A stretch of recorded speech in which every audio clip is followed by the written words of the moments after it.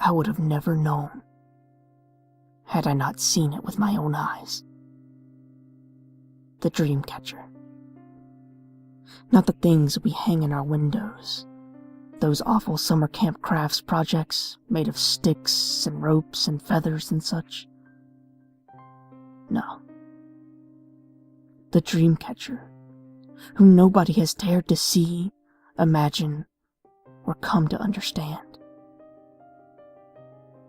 To call it a person would be an insult to all things real. Then again, it is as real as the people it claims.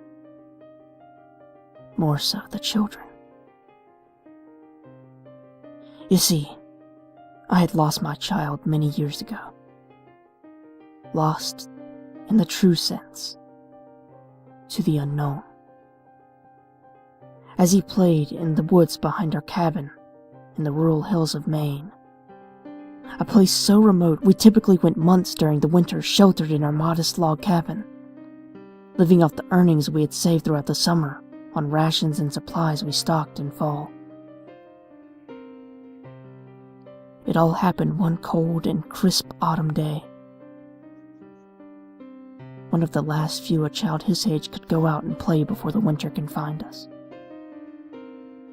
He begged me to go outside, knowing how once winter sank its teeth into the air, he would have little or no chance to run and play. Understanding this, I allowed it, as we worried not of strangers, as there were none to worry about. I was preparing some of the food we had preserved for the upcoming solitude, as he exited the house for the last time.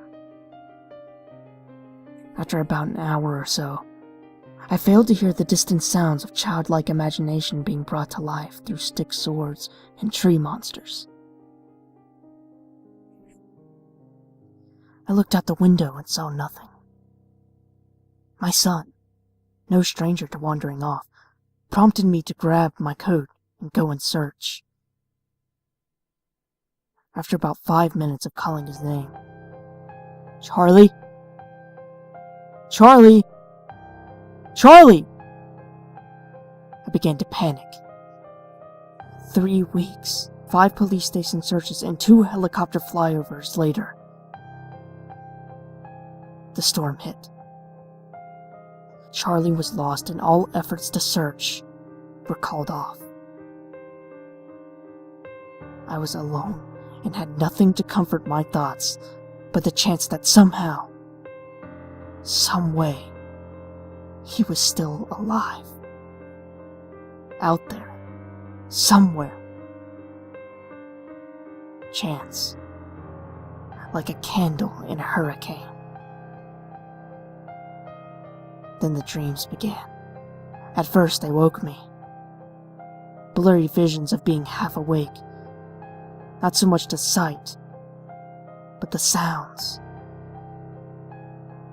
Charlie calling for me, only to come to my senses and plunge back into that despair. More than once I thought of ending it all. But that candle, that same candle would not go out.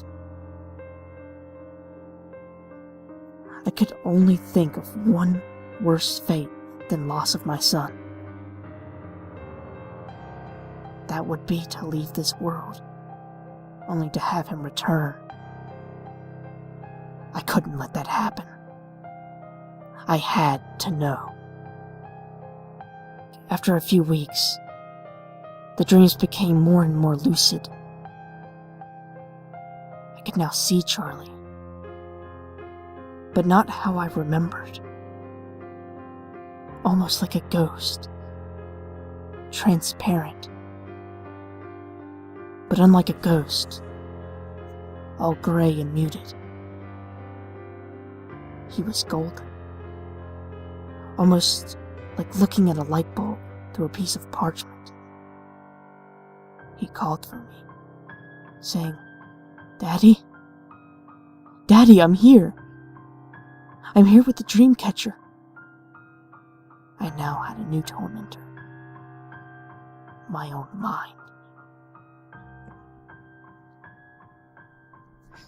It was now March, and the weather finally broke. An entire winter of merciless wind and snow, piled high well above the edges of the roof, was the remnants of the worst winter anyone can recall. I needed to get out. Months of dreaming, pacing, and planning. What would I do?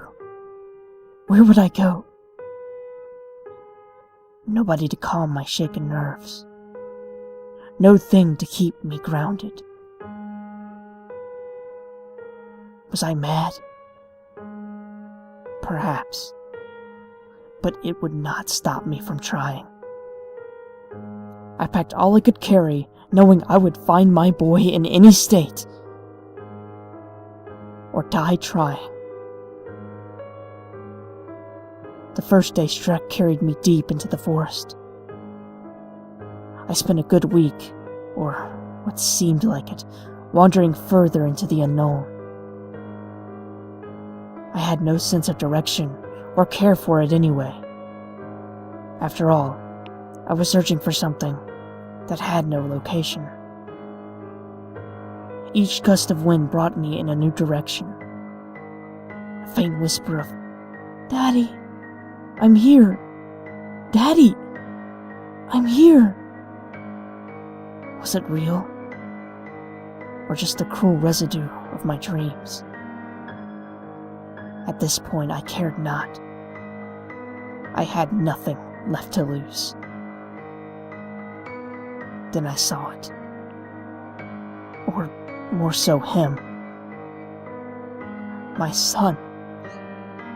Not the boy I had known growing up all these years, running and playing and full of life.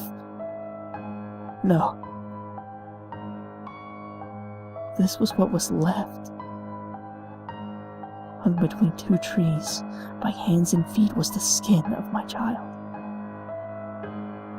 Pulled tight and hardened by the cold, blistery winter. As I approached, the sun shone from behind, creating the warmest glow I had ever seen. Fiery gold piercing through the holes that were his eyes, and nose, and mouth. I stumbled, devoid of all energy to face him, as I wept, knowing he was gone. And in the coolest way, a gentle breeze blew from the direction of the sun behind him. His hide softened and bowed to the breeze, filling his empty shell with a form. The wind whispered through his mouth, "Daddy, I'm here.